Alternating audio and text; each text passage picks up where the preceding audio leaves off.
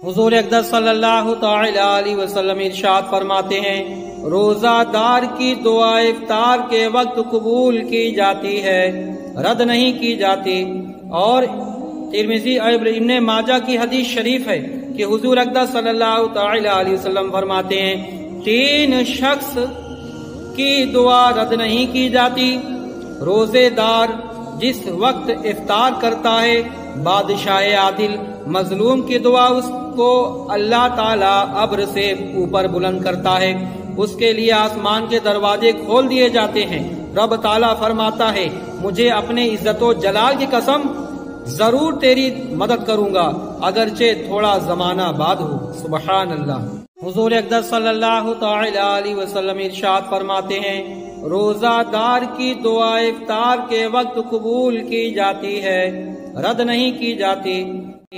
اور ترمذی اور ابن ماجہ کی حدیث شریف ہے کہ حضور اقدس صلی اللہ تعالی علیہ وسلم فرماتے ہیں، 3 شخص کی دعا رد نہیں کی جاتی، روزے دار جس وقت افطار کرتا ہے، بادشاہ عادل مظلوم کی دعا اس کو اللہ تعالیٰ ابر سے اوپر بلند کرتا ہے، اس کے لیے آسمان کے دروازے کھول دیے جاتے ہیں۔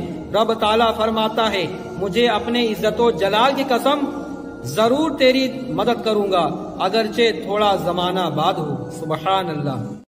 بخاری و مسلم کی حدیث شریف ہے کہ اللہ کے رسول صلی اللہ تعالی علیہ وسلم ارشاد فرماتے ہیں کہ جو میرا بندہ ایک دن کا روزہ رکھے گا تو اللہ تعالیٰ اس کے منہ کو دوزخ سے 70 سال کی راہ دور فرما دے گا۔ سبحان اللہ۔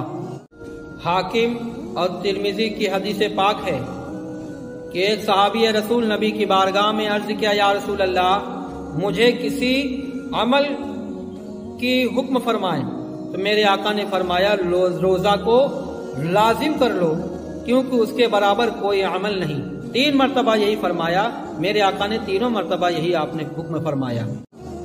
اور روزے کی فضیلت طبرانی ابو ہریرہ سے روایت ہے کہ حضور اقدس صلی اللہ تعالی علیہ وسلم ارشاد فرمایا، اگر کسی نے ایک دن نفل روزہ رکھا اور زمین بھر اسے سونا دیا جائے، جب بھی اس کا ثواب پورا نہ ہوگا، اس کا ثواب تو قیامت کے دن ملے گا۔